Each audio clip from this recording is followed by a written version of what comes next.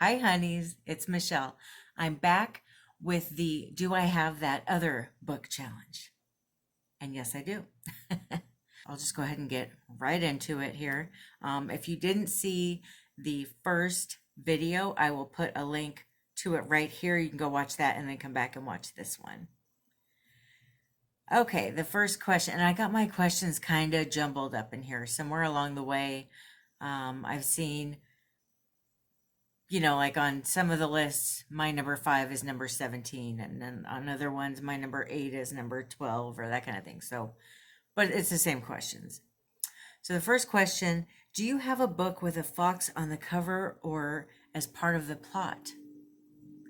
No, I don't think I do. If I do, I can't find it, and I can't think of it. So I guess no. Do you guys know of any books that have a fox on the cover or as part of the story? I just don't know. Do you have a book that was published the year you were born or within a 3-year radius? I actually just got a book that was published in 1978, and I was born in 77. So I guess that counts. But I don't think I have anything that was published the actual year I was born, which is 1977. Although, looking in here, this is a Reader's Digest condensed book, of a volume of books, and one of the books in here was published the year I was born, and that is A Stranger is Watching by Mary Higgins Clark. That's in here. So I guess I can go ahead and say that yes, I have that one. Do you have a book with music as a weapon or magic? I do. Nosferatu by Joe Hill. Do you have a book with a shapeshifter? Nosferatu by Joe Hill.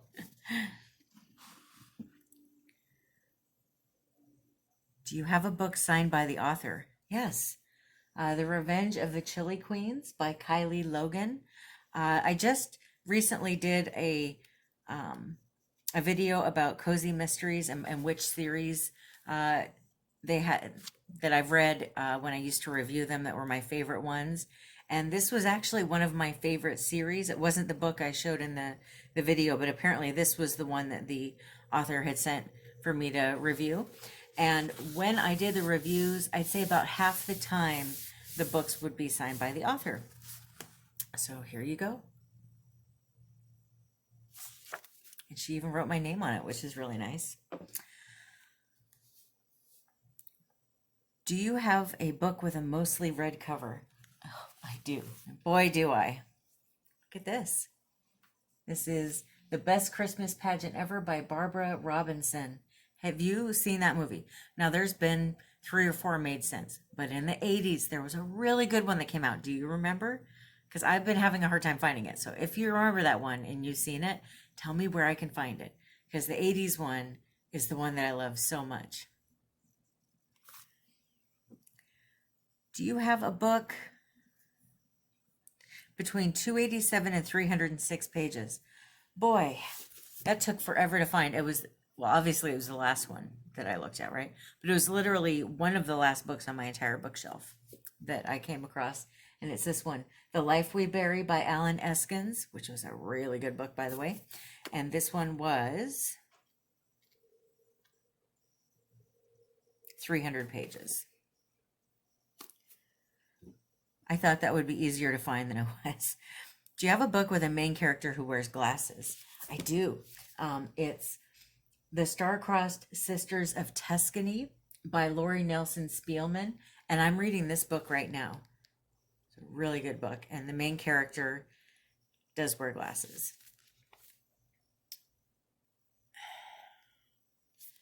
And her name is Amelia. Do you have a book with a title that has the same number of letters as your first name? I do. And this is a book that I've read probably 5 or 6 times now. I really love this book. It's Beloved by Toni Morrison. And I've seen the movie, and the movie's good, but the book is so good. I really like I really like Toni Morrison books. I literally am tongue tied, so I'm sorry about that. It happens a lot. And what I mean by that is the string that people have under their tongue, mine is way far forward. I can't stick my tongue out very far, and sometimes my words kind of like my tongue trips over itself trying to say different words. And I don't know. I've had dentists tell me that they can cut it, but I don't know. That just sounds creepy, the thought of cutting part of my tongue, and I don't. And then when you read about what could go wrong, it's okay. I'll just stay tongue tied.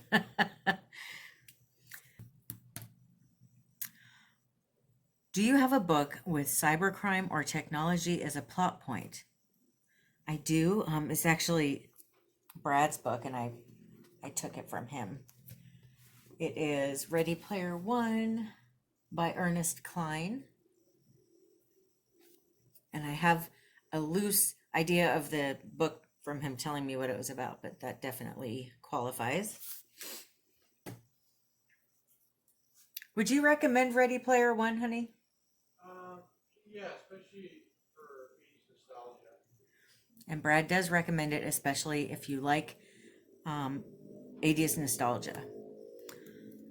Okay, do you have a book written in another language that is translated to English?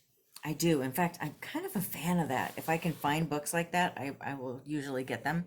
But this one is called Follow Your Heart.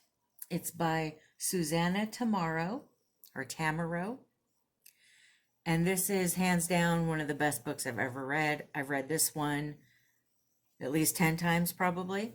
Look at all the pages. I don't know if you can see that. All the pages I have dog-eared. Such a good book.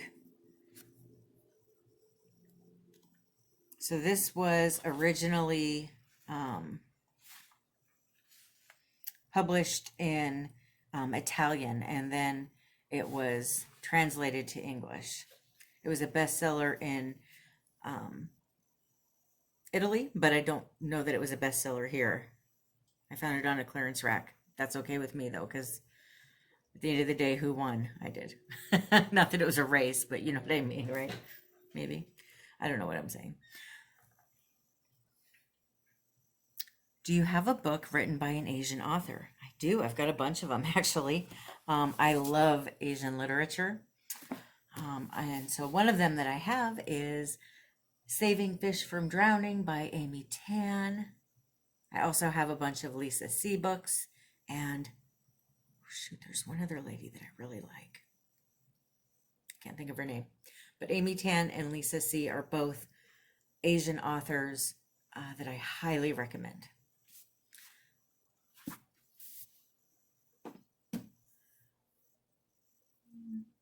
Do you have a book with a moon on the cover? I do. It is The Flood Girls by Richard Fifield. And there's a moon right there. And I haven't had a chance to read that one yet. Or the last one, actually.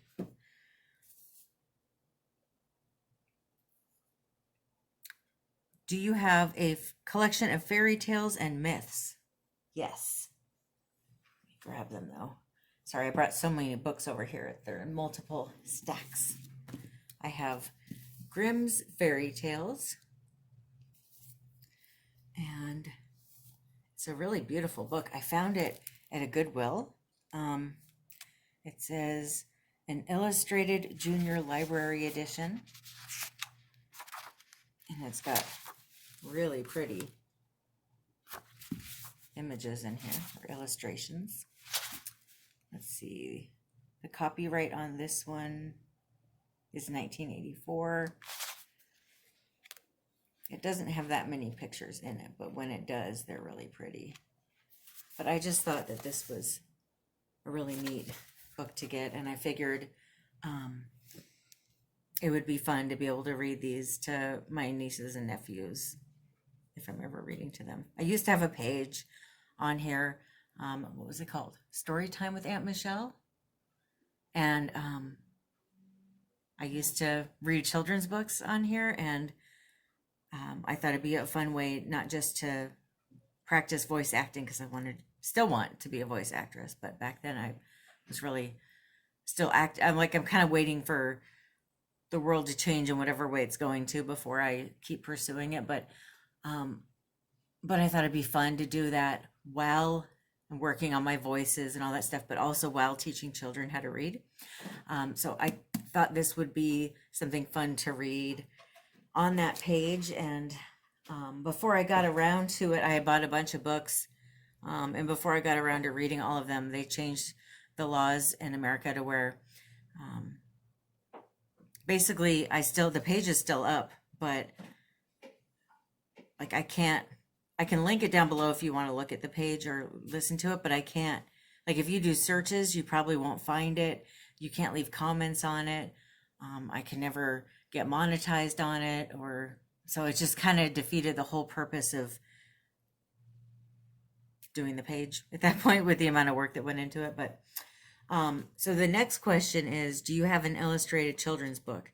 Because of the story time with Aunt Michelle page that I have a bunch of them.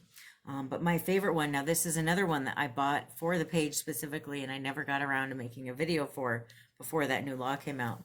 But this one is probably my favorite story, one of like two. There's one other one that really stands out, but this is the Snowy Nap by Jan Brett, and I love this book. I literally have it on my coffee table, and I read it when I need to feel nurtured. It's just so sweet and beautiful, and the illustrations in here are just gorgeous.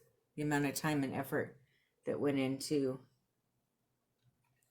putting these pages together. Oh, this one has a fox on the back. Maybe that counts as number one for this list. Okay. Do you have a book, or sorry, do you have a sci-fi fantasy with an alliance between races? I don't know what they mean by races, but this book is the space between worlds, and there's different worlds and different people from like different dimensions and stuff, and there's different alliances going on. And there's different classes and people that live in different classes or different, neighborhoods, I guess you could say. Kind of some of them have alliances and some of them have alliances with people in other dimensions. It's actually a really good book, but this is definitely the one that fits that category for me. Okay. Do you have a book with a narrow front cover? Yes, I had to look that up. A narrow front cover means just that. It's a paperback book where the cover is a little bit narrower than the rest of the book. And this is The Mysterious Benedict Society by Trenton Lee Stewart. And I haven't had a chance to read it. I do want to read it. I think this is a YA mystery novel, and the cover is what drew me in. I just had to get it. So hopefully I'll finally read this. I've had it over a year now, and I still haven't read it. My TBR stack is just too big.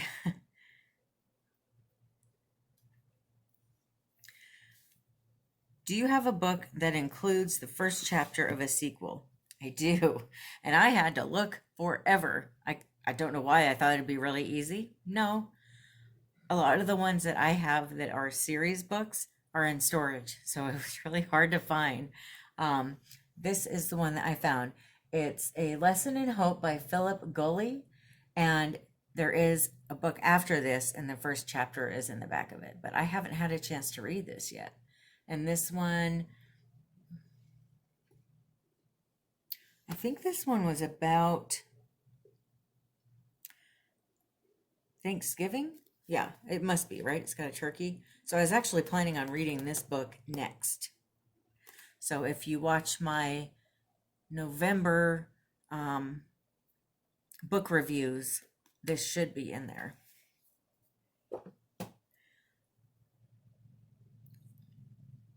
Do you have a book with a broken spine?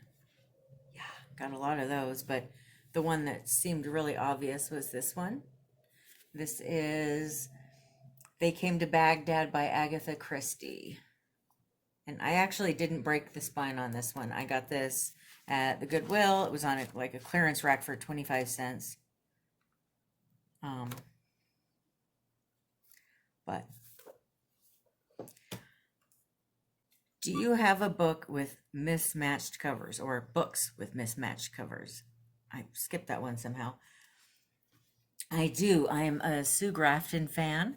I've read all of her books, and I tried when I was reading them, because I started reading them years ago, didn't finish them, and then I started from A is for Alibi again. I want to say it was like 3 or 4 years ago.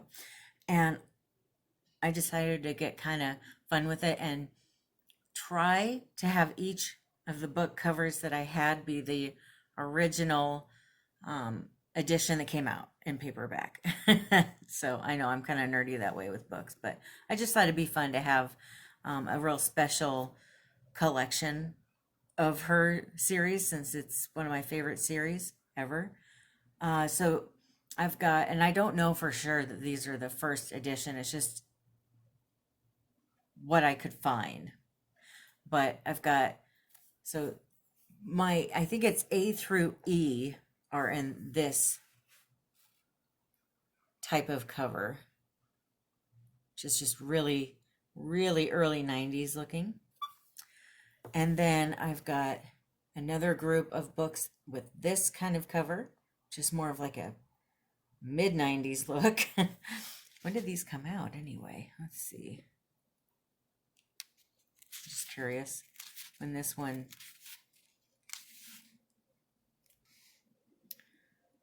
Okay, this one was 91. And this one was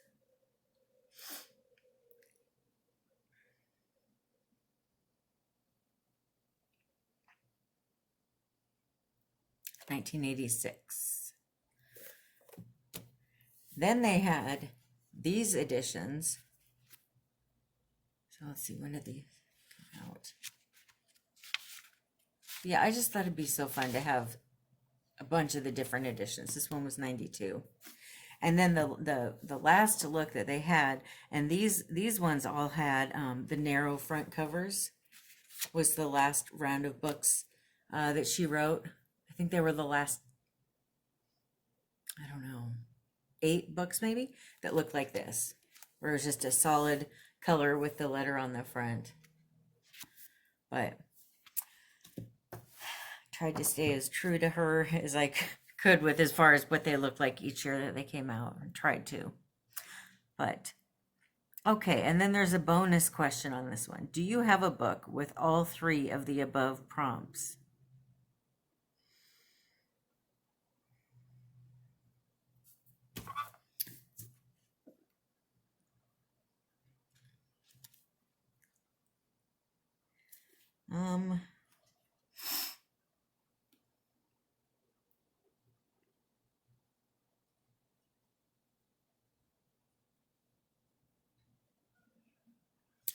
No, I've got this one with a mostly red cover and a narrow front cover.